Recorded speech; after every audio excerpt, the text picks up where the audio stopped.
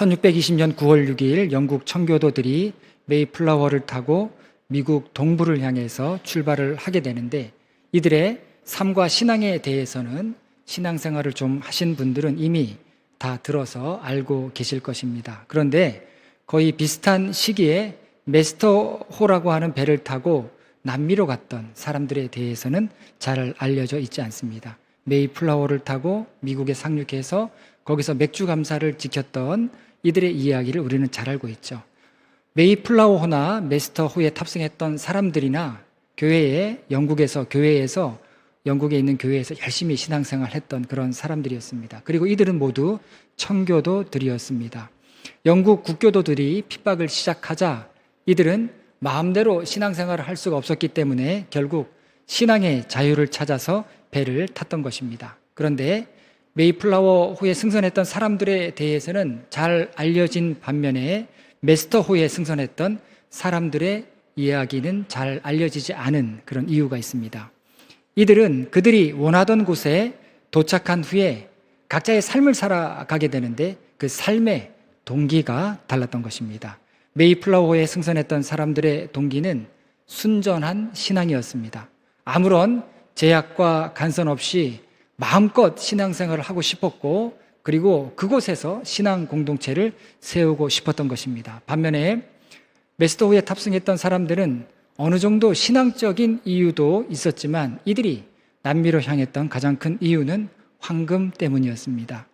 남미에서 엄청난 양의 황금이 발견되었다라고 하는 소문을 들은 그들은 신대륙에 가서 새로운 기회를 잡고자 메스터호를 탔던 것입니다. 한편의 사람들은 미국 동부에 상륙해서 하나님을 찾습니다. 또 한편의 사람들은 하나님과 황금을 같이 찾습니다. 하나님은 영어로 가시고요, 황금은 골드입니다. 철자 하나만 틀리죠. 비슷합니다. 그러고 보니까 한 글자 차이이지만 그 한 글자 차이가 이들의 삶에 얼마나 큰 차이를 가져왔는가 하는 것을 생각하게 됩니다. 신앙을 추구했던 메이플라워의 사람들은 결국 새로운 신앙 공동체를 만들어냅니다. 이것이 미국이라고 하는 나라의 아주 중요한 시초가 됩니다. 반면에 황금을 찾아 나섰던 이들은 역사에서 흔적도 없이 사라졌습니다. 신앙 공동체를 세우지도 못했습니다. 그렇다고 그들이 원했던 황금을 얻어서 큰 부를 누렸다, 그런 이야기도 없습니다. 비슷한 동기로 시작했지만 그 와중에 무엇을 추구했느냐에 따라서 이들의 삶은 너무나 극명하게 달랐던 것을 보게 됩니다. 한국교회 트렌드 2024에 보면 우리나라 국민의 절반 이상이 경제적인 어려움으로 인해서 우울증에 걸려 있다, 공허하다라는 겁니다. 삶의 의미를 찾지 못한다, 그런 기록을 제가 보았습니다. 이 그리스도인들도 예외가 아닙니다. 그런데 더 놀라운 것은 이 교회가 그런 삶에서 오는 공허함과 외로움을 해결하는데 의미 있는 역할을 하지 못한다는 거예요. 예수 믿는 사람들의 80% 이상이 삶에서 오는 공허함, 삶에서 오는 외로움에 대해서 대처하는 방안으로 말씀을 더 본다고 하거나 기도를 더 한다고 하거나 예배 생활을 잘한다고 하거나 그런 방식이 아니라 다른 방법, 예를 들어서 가까운 사람들과 여행을 가거나 또 가까운 모임을 갖거나 내가 좋아하는 그런 취미 생활을 하거나 그런 것들을 의지하면서 자신의 삶의 어려움에서 오는 그런 감정들을 해결해 나간다라는 것입니다. 우리나라 사람들은 나의 삶을 의미 있게 만드는 것이 무엇인가 라는 그런 조사에서, 국제적인 조사에서 물질적인 풍요를 선택한 유일한 나라라고 합니다. 각박하죠. 너무나도 치열합니다. 다른 나라 사람들은 친구를 선택하기도 했고 가족을 선택하기도 했으며 매일 반복되는 일상 같지만 그 일상의 중요성에 대해서 깨닫고 자신의 일을 선택하기도 했고 또 자신의 소소한 취미를 선택하면서 내 삶을 의미 있게 한다라고 이렇게 언급했는데 반해서 우리나라 사람들은 한결같이 돈이 더 필요하다, 돈이 있었으면 좋겠다라고 하는 의사를 표현했다고 합니다. 사실이 그렇습니다. 정말 그렇습니다. 돈이 많이 필요합니다. 그만큼 살아가는 일이 쉽지 않기 때문에 그렇습니다. 그렇지만 세상이 이렇더라도, 그리고 내 삶도 물질적인 부분에 크게 영향을 받는다 할지라도 우리 그리스도인들은 어떤 사람입니까?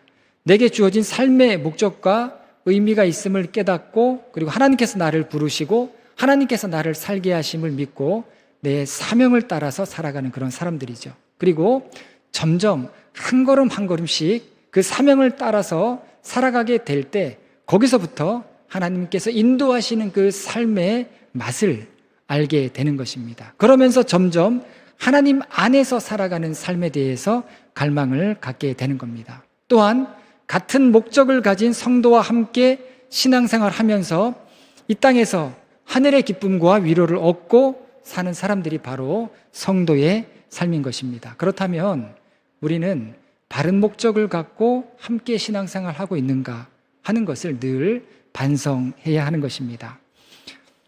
오늘부터 모험으로 사는 인생이라고 하는 주제로 룻기 시리즈 말씀을 나누고자 합니다. 한 10주 정도 계획을 하고 있습니다. 룻기는 사람의 이름이 성경책의 이름이 된 그런 말씀입니다. 에스더서도 그렇죠. 이 룻이라고 하는 여인이 룻기에 나옵니다. 룻기는 지금으로 말하면 국제 결혼을 한 이민 가정의 이야기입니다. 이 룻기서의 특징이 있는데 그것이 무엇인가 하면 하나님이 전면에 드러나지 않습니다. 이 말씀의 의미가 뭔가 하면 룻기서 오늘 본문 말씀을 보면 사사들이 치리하던 때라고 하는 그런 시대 상황을 알 수 있는 그런 말씀이 본문에 나오는데, 사사기 때는 하나님께서 자신을 나타내셨어요. 그리고 이스라엘에게 직접 응답을 해주시고 말씀을 하시던 그런 시대인데, 이상하게 룻기에는 하나님의 직접적인 나타나심과 하나님의 응답하심이 하나도 나오지 않습니다. 대신에 룻기서에서는 삶의 아주 어려움 가운데에서도 자신의 삶을 충실하게 살아가려고 하는 그런 인물들이 이 룻기서에 나오는 것을 보게 됩니다. 그리고 진심으로 서로를 돕는 사람들이 있어서 어려움에 처한 이들이 위로를 받고 은혜를 나누면서 삶을 계속해서 사명 가운데 이어가게 되는 정감이 있는 그런 말씀의 기록이 룻기서입니다. 룻기의 내용을 잘 모른다 하시더라도 4장밖에 안 되니까 오늘부터 한번 다 읽어보시기 바랍니다. 찬찬히 한번 읽어보시기 바랍니다. 하지만 내용을 모른다 하더라도 2가지 단어는 꼭 기억하셔야 됩니다. 2가지 단어, 앞으로 한 10주 동안 룻기서의 말씀을 나누는데 헤세드라고 하는 단어와 고엘이라고 하는 단어, 이 단어를 항상 기억하셔야 됩니다. 헤세드는 성경에서 인애라고 번역되어 있습니다. 이해하기 쉽게 말씀드리면 너그러운 마음이에요. 너그러움을 베푸는 겁니다. 무엇 때문에? 믿음 때문에. 내가 가진 게 있고 내가 너보다 우월해서 너그러운 마음 갖는 게 아니라 믿음이 있어서, 그리고 하나님을 믿는 마음으로 너그러움을 베푸는 것을 말합니다. 특별히 공경에 처한 이들에게 베푸는 너그러움이죠. 여러분, 이런 너그러움이 있다면 세상 살만하죠. 세상이 얼마나 살벌합니까? 세상이 살벌한 게 아니라 사람이 살벌해요. 교회 안에서도 때로 그것을 느끼곤 합니다. 사람이 살벌해요. 그래서 우리 믿는 사람들은, 특히 우리 성도들은 이 헤세드의 의미를 잘 회복해야 돼요. 너그러움, 이 의미를, 신앙적인 의미를 우리가 회복해야 하는 것입니다. 헤세드는 강자가 약자에게, 더 가진 사람이 더 못 가진 사람에게 네가 불쌍해서 떡 하나 준다 라는 식의 그런 너그러움이 아닙니다. 헤세드의 본질은 내가 어떻게 해서든지 도와야 된다라고 하는 신앙적인 의무감에서 비롯합니다. 내가 이 사람 포기하지 않겠다. 내가 끝까지 함께 돕겠다는 것입니다. 그리고 뭔가 일이 생각처럼 잘 되지 않을 때에도 지적하지 않습니다. 정죄하지 않아요. 이것이 헤세드의 정신입니다. 성경에서 매우 중요한 단어이죠. 이 헤세드의 관점에서 룻기에 나오는 인물들을 보면 오늘 우리가 신앙 공동체로서 서로를 어떻게 대해야 하는가, 이것을 깨닫게 됩니다. 큰 위기에 처했던 가정은 헤세드의 관계 속으로 다시 돌아오게 됩니다. 돌아와서 너그러움의 대접을 받게 됩니다. 그러면서 위기에 처했던 가정이 서서히 살아나게 되는데, 그 이야기가 바로 룻기의 이야기입니다. 그리고 또 하나 단어는 고엘이라고 하는 단어, 이 단어를 기억하셔야 됩니다. 고엘은 히브리어 가알이라고 하는 단어에서 나오는데, 구약 성경에 나오는 가알이라고 하는 단어가 룻기에서만 80% 이상이 나옵니다. 그러니까 룻기에 이 가알이라고 하는 단어가 다 나와 있는 거예요. 이 고엘이라고 하는 거는 뭐냐면 한 가족을 묶어주는 버팀목이 되는 정신입니다. 유목민이기 때문에 가족이 아니면 생존할 수가 없어요. 그래서 가족끼리 똘똘 뭉쳐서 살아가는 겁니다. 이것이 고엘의 정신인데 내 가족 내가 지킨다라고 하는 것이죠. 이것이 나중에 확장이 됩니다. 어떻게 확장이 되냐면 하나님에 대한 의무 내지는 하나님의 백성의 의무가 돼요. 성경에서 고엘의 정신이 발동하는 경우들의 예를 구약 성경에서 보게 됩니다. 친척이 재산을 잃었을 때 그 잃은 재산을 내가 다시 사드려요. 그래서 그 친척이 재산을 보존할 수 있게 하는 겁니다. 이게 고엘이에요. 과다한 빚으로 친족이 노예로 팔려갔을 때 그 친족의 몸값을 내가 치러줍니다. 그리고 그 친족을 다시 데려와요. 속량해 주는 거예요. 이것도 고엘입니다. 가장을 잃었습니다. 가족들은 고아가 되고 과부가 되었습니다. 그런 인척을 내가 부양을 합니다. 이것도 고엘이에요. 억울하게 죽은 친족을 위해서 그냥 두고 보고 있지 않습니다. 복수해요. 이것도 고엘입니다. 여러분, 예수 그리스도께서 우리 죄를 속량하신 것, 이것이 최고의 고엘입니다. 이렇게 한 가족의 고엘이 신앙 차원에서 고엘로 발전하게 되고 이것이 예수 그리스도께서 우리를 사랑하신 고엘로 승화되는 것을 보게 됩니다. 룻기에 나오는 가정은 남은 것이 아무것도 없는 그런 가정이었습니다. 그런데 이 고엘의 정신을 통해서 새로운 가정으로 태어나게 됩니다. 이 감동적인 이야기가 바로 룻기의 스토리입니다. 결국 룻기의 이야기는 새로운 삶을 얻게 돼요. 새로운 정체성을 갖는 이야기입니다. 땅의 사람이 영광의 사람으로, 세상의 사람이 하나님의 사람으로 다시 태어나는 이야기입니다. 여러분, 우리로 하여금 공동체가 되었다. 하나님께서 우리로 하여금 공동체가 되게 하셨다. 이 의미가 뭐겠습니까? 다시 태어나는 거예요.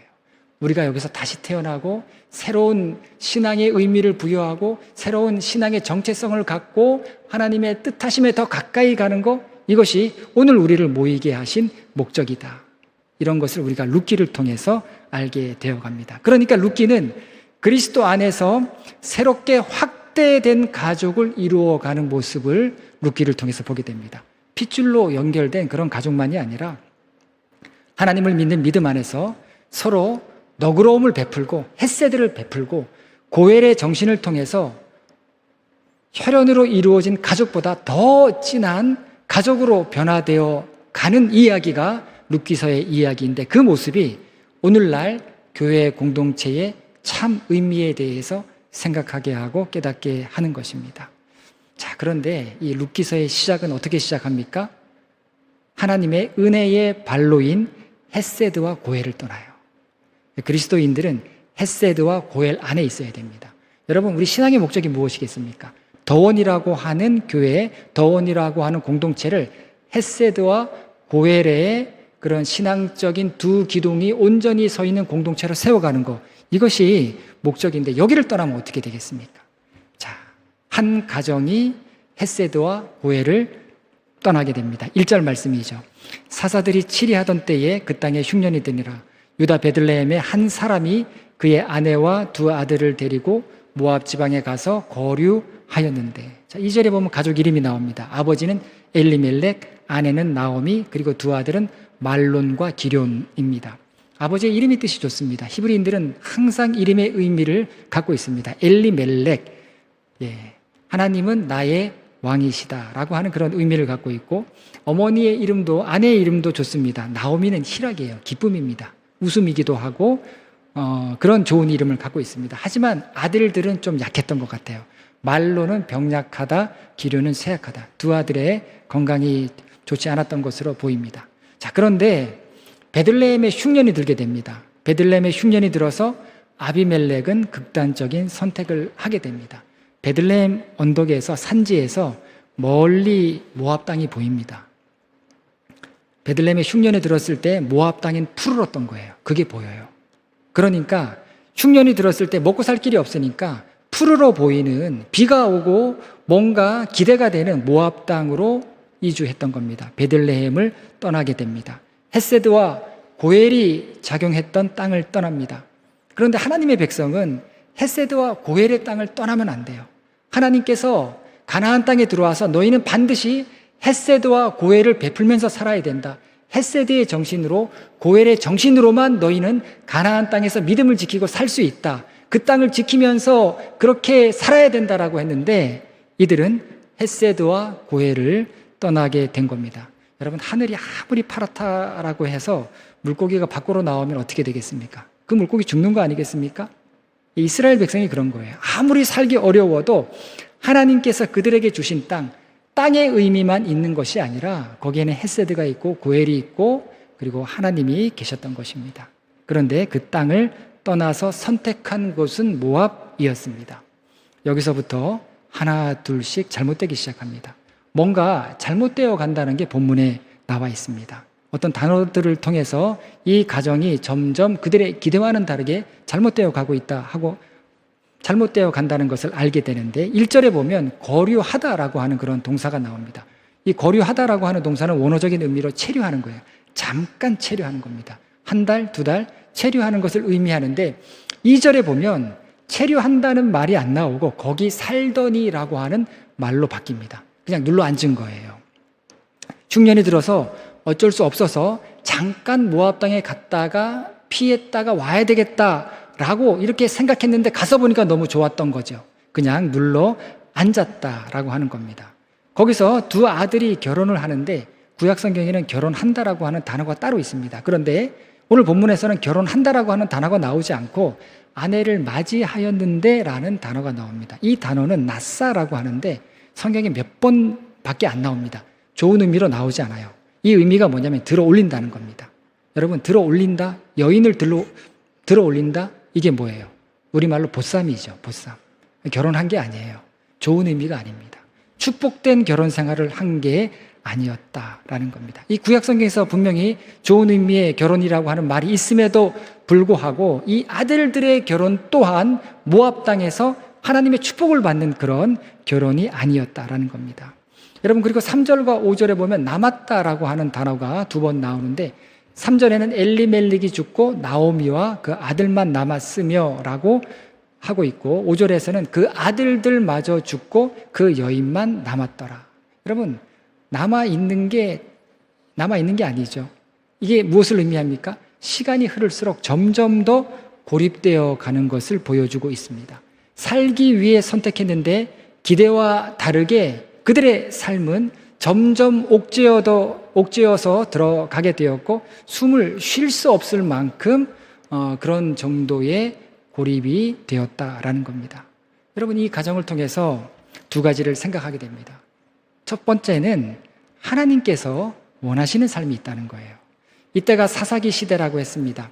사사기의 대표적인 말씀, 그때에 왕이 없으므로 각기 자기 소견에 옳은 대로 행하였더라. 이 룻기에 나오는 이 가정의 이름은 엘리멜렉인데 하나님이 나의 왕이시다라고 하는 그런 의미를 갖고 있는데 실제 삶에서는 하나님이 왕처럼 살았던 것이 아니라 자기가 자기 인생의 왕처럼 살았던 그 결과를 보여주고 있는 것입니다. 하나님의 말씀을 뒤로 제쳐놓고 떡으로만 살려고 한 결과 이 가정은 오히려 흉년을 피하려고 찾아간 그 땅에서 회복할 수 없는 인생 흉년을 만나게 되었던 겁니다. 베들레헴의 흉년을 잘 피해서 잘 살 줄 알았는데 모압에서는 더 큰 흉년이 기다리고 있었던 것입니다. 여러분, 그런데 사실 흉년 때문에 못 사는 것은 아니죠. 흉년을 피한다고 흉년을 피한다라고 해서 풍족해지는 것도 아닙니다. 하나님께서 원하시는 것은 흉년, 풍년, 여기에 하나님께서는 어떤 중요한 의미를 두신 것이 아니라 흉년이든 풍년이든 하나님을 아는 삶을 하나님께서는 원하시는 거예요. 하나님을 선택하는 그런 삶의 방법을 하나님께서는 바라셨던 것입니다. 왜냐하면 여러분, 하나님께서만 주시는 풍요로움이 있기 때문입니다. 두 아들이 병약하고 허약해서 못하는 것이 아니듯 병약하고 허약해도 하나님을 붙들면 살 수 있다라고 하는 것을 알기를 바라셨던 것입니다. 모든 것이 하나님과의 관계와 연결되어 있다라는 것을 하나님께서는 깨닫기 원하신 것입니다. 그리고 이 베들레헴의 흉년이 들었다라고 했습니다. 베들레헴은 하나님께서 이스라엘 백성들에게 주신 약속의 땅입니다. 이 베들레헴이라고 하는 단어는 집이라고 하는 단어와 빵이라고 하는 단어가 합쳐진 합성어이죠. 그러니까 빵집이 됩니다. 떡집, 빵집이 되는데 여기에 이 빵집에 흉년이 들었다라고 하는 거, 이 의미가 무엇이겠습니까? 아주 중요한 의미를 주고 있죠. 무너지지 말아야 할 곳이 무너졌다라는 겁니다. 예상치 못했던 뜻밖의 일들이 내게 닥치게 되었고 그 결과 내 삶은 모든 삶의 부분들에 있어서 빗장쳐지게 되었던 겁니다. 여러분, 삶은 시간이 흐를수록 점점 나아져야 되는데 점점 다치는 것 같고 나중에는 질식해서 죽을 것만 같은 그런 상황에 이르게 되었던 겁니다. 아마 여러분들도 살아오시면서 정말 고비가 다 있었을 것입니다. 제가 제 삶을 생각해도 힘든 순간들이 있었는데 제일 처음으로 정말 힘들구나, 이것이 인생 흉년이구나, 그렇게 느낄 때가 있었습니다. 아마 대학원 다닐 때였던 것 같습니다. 굉장히 힘들었는데 그때 갑자기 어머니가 감기가 안 나서 병원에 갔더니 한번 폐사진, 기침이 하도 나니까 폐사진을 찍어보자 해서 갔더니 큰 병원에 빨리 가라고. 그래서 그 큰 병원에 가니까 폐암, 거의 말기, 수술도 할 수 없는 정도의 그런 상태가 되었던 겁니다. 그런데 어머니만 그렇게 돼도 충격인데 조금 있다가 아버지가 심장 수술을 하십니다. 2달 뒤에 심장 수술을 하시고 아버지도 눕고 어머니도 눕고, 어머니는 이제 폐암이니까 뇌로 이게 쉽게 전이가 되죠. 뇌로 가신 거예요. 아버지는 수술하시고, 그러다가 한 달 뒤에 프랑스에서 신학을 공부했던 형님이 가족들을 데리고 귀국을 하게 됩니다. 안 알렸어요. 형님한테는 안 알렸습니다. 이제 공항 도착해서 얘기를 했는데 공부를 마치고 박사 학위를 받고 이제 한국으로 돌아온 거예요. 그런데 외국에서 신학 박사 학위를 받았다 할지라도 한국 오면 누가 교회에서 청빙합니까? 누가 신학대학에서 어서 오시라고 그렇게 합니까? 아니에요. 그렇지 않습니다. 아버지 집에 들어가서 살게 되는데 아이들 둘하고, 그 아이들은 프랑스에서 태어났죠. 그리고 형님, 형수님도 한국에서 결혼하자마자 프랑스로 갔기 때문에 아버지 어머니하고는 이렇게 대할 시간도 없었습니다. 한 10년 넘게 프랑스에서 생활했고, 그리고 형님은 고등학교 때부터 외지에서 공부를 시켰어요. 태백에서는 이게 어려우니까 외지에서 공부를 시켜갖고 대학도 이렇게 외지에서 다니고 서울에서 다니고 그랬는데, 대학은 일반대 나와서 아버지가 한 몸에 기대를 하고 있었는데 갑자기 신학대학원 가니까, 그리고 외국 가서 공부하겠다고 하니까 그나마 아들 공부 잘 시키면 그래도 잘 되겠지라고 생각했는데 박사학위 마치고 공부하고 오니까 갈 데가 없는 거예요. 집에 들어와서 같이 살게 되는데 그때부터 지옥이 시작되었던 겁니다. 제가 어머니한테 힘들어서 대학원 쉬면 안 되겠냐고, 학교 그만두고 싶다라고 하니까 어머니가 또 아픈 몸에 끝까지 대학원 마치라고 그렇게 얘기하니까 학교를 그만둘 수도 없는 거예요. 공부하기도 싫은데, 공부하기도 싫고 별로 마음에 내키는 것이 없는 그런 상태가 되었는데 그래도 어쨌든 학교는 다니고 있었습니다. 어느 날 학교 마치고 집에 왔더니 선풍기가 다 깨져 있는 거예요. 박살나 있습니다. 선풍기가. 보니까 형님하고 아버지하고 다툰 거예요. 크게 다퉈갖고 아버지가 심장 수술하고 몸이 회복 안 됐는데 선풍기를 다 박살내버린 겁니다. 어머니는 숨도 잘 못 쉬고 머리 통증이, 극심한 통증에 시달리고 계셨는데 그 상황을 어머니가 다 보고 계셨는데 어머니는 얼굴이 파래져 계시고 망연자실한 표정으로 계시고, 아버지는 아버지대로 그러고 계시고, 형님은 집 나가서 있지도 않고, 제가 그때 완전히 무너졌습니다.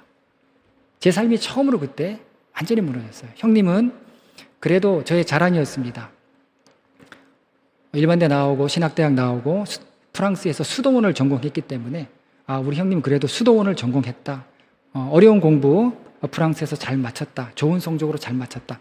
자랑이었는데 이게 다 무너지는 거예요. 우리 가정 그래도 없어도 화목한 가정이었다. 6 식구 화목하게 지금까지 우애 있게 잘 살아왔다. 이것도 무너지는 거예요.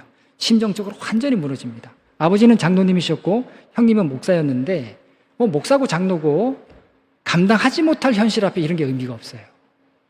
현실의 문제에 딱 붙이게 되니까 병원비 들어가죠. 병원 입원하셔야죠. 항암치료 하셔야 되는데 못 받고 계시죠. 아버지 심장수술 하셨는데 회복 안 되죠. 형님 가정, 내 가정 들어와서 그 외국에서 갖고 온 짐 다 풀어놨죠. 이거는 사는 게 아니었습니다. 제가 그때 인생 흉년을 처음 경험했어요. 삶이 극도로 불안해집니다. 극도로 무서워져요. 사는 게 이렇게 무섭구나. 그 시간이 어떻게 지나갔는지 모르겠습니다. 하지만 그런 폭풍 같은 시간이 지나고 한참 뒤에 다 돌아가시고, 부모님 다 돌아가시고, 형님 문제 다 정리되고, 그러고 나니까 정신이 들면서 그제서야 불쌍히 여기는 마음이 드는 겁니다. 서로 얼마나 힘들었을까, 서로 얼마나 삶에 절망했을까. 아버지는 형님 기대했는데, 형님은 아버지를 기대했는데 서로 얼마나 원망했을까.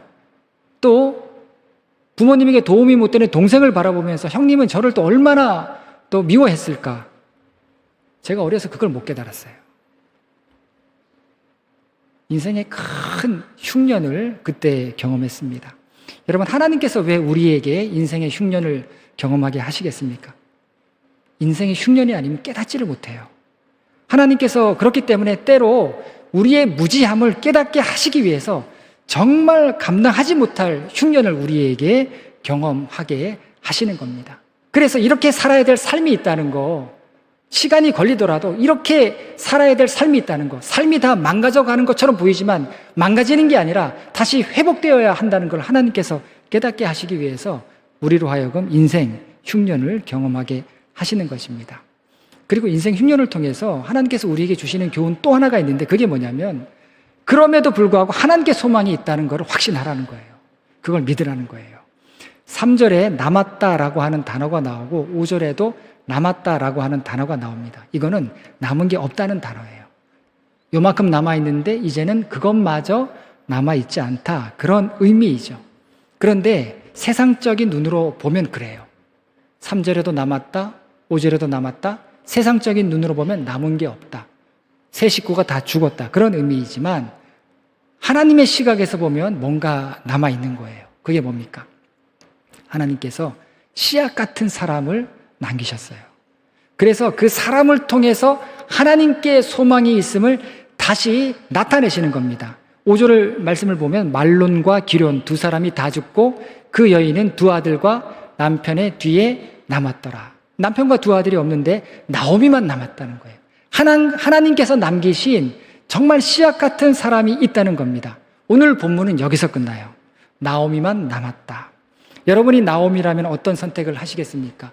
인생 흉년, 극심한 흉년을 다 보내고 나서 가족들하고 다 깨어지게 되고, 가족들은 다 죽고, 가족들하고 싸울 대로 싸우고, 여러분 남아있는 건 나 홀로, 극심한 외로움 가운데 있는 나 홀로 남아있는 것 같은 그런 인생이 내 인생이라면 여러분은 어떤 선택을 하시겠습니까?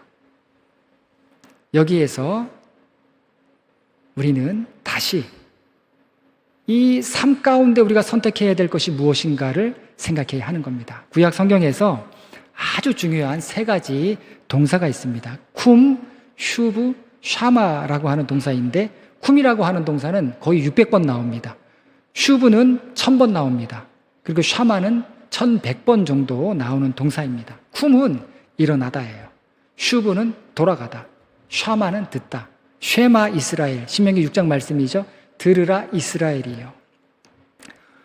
여러분, 이 동사의 의미가 있지 않습니까? 자, 우리 삶은 계획대로 되지 않아요. 계획에 없던 그런 일들 때문에 인생 흉년을 경험하고 인생 막장을 경험하지 않습니까? 그냥 다 무너지는 것 같아요. 제가 그날을 지워버릴 수가 없습니다. 집에 들어갔을 때 그냥 서로 다 죽자고 하신 것 같아요. 아버지가 선풍기 박살나 있고, 어머니는 머리가 하도 아프니까 제 수영 모자를 이렇게 쓰고 계시더라고요. 머리가 하도 깨질 듯이 아프니까. 그 모습이 지워지지가 않습니다. 다 죽자고, 그냥 다 이대로 끝났으면 좋겠다, 그런 마음 아니었겠습니까? 그런 지독한 절망을 경험할 때가 있습니다. 소망이 보이지 않아요. 회복될 것 같지도 않습니다. 그런 순간이 여러분에게도 있지 않습니까?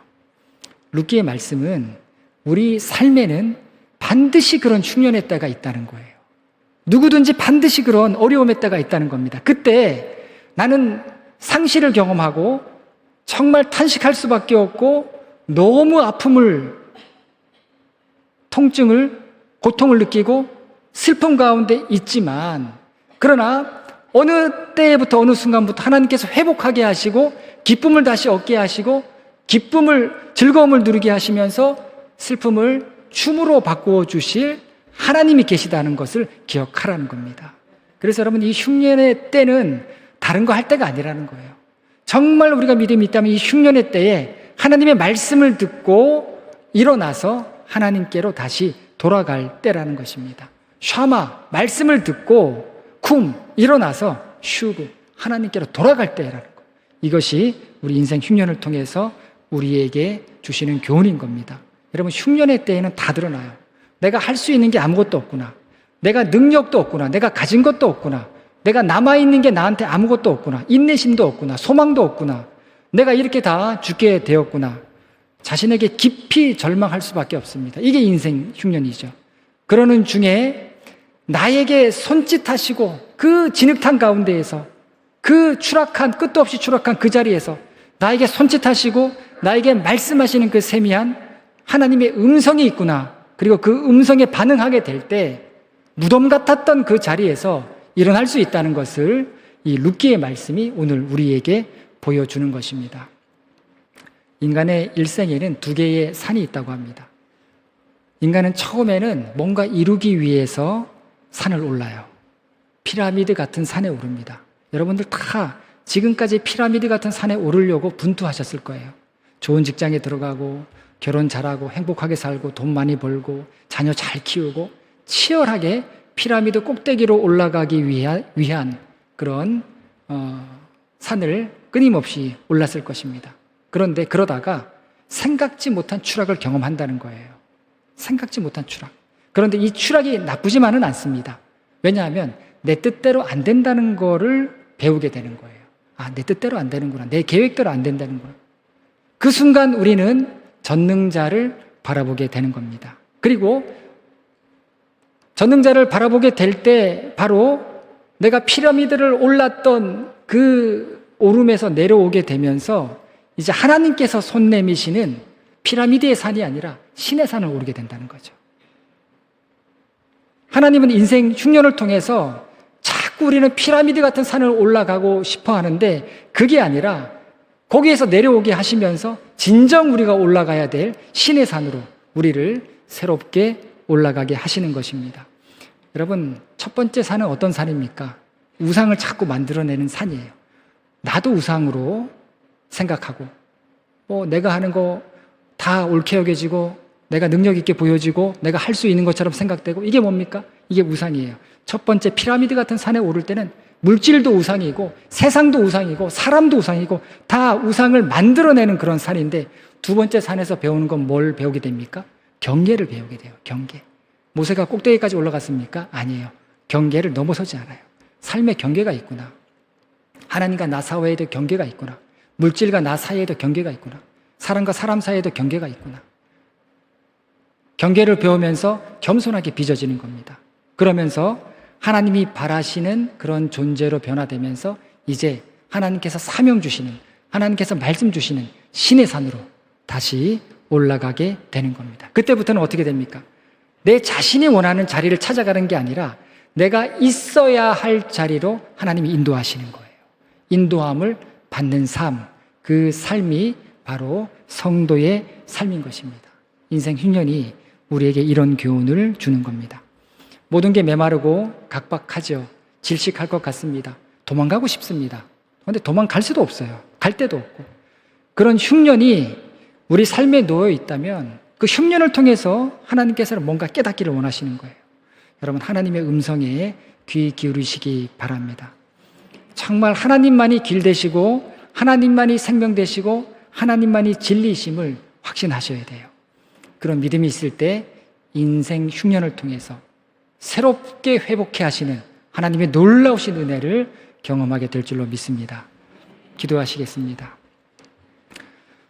하나님, 우리를 불쌍히 여겨 주시옵소서. 피라미드 같은 산을 신의 산으로 착각하고 끊임없이 오르려고 하는 저희의 우매함을 불쌍히 여겨 주시옵소서. 다시 하나님의 말씀을 듣고 일어나서 마땅히 가야 할 곳으로 돌아갈 수 있는 믿음을 갖고 하나님 앞으로 나아가는 저희가 되도록 인도하여 주시옵소서. 예수님의 이름으로 기도합니다. 아멘.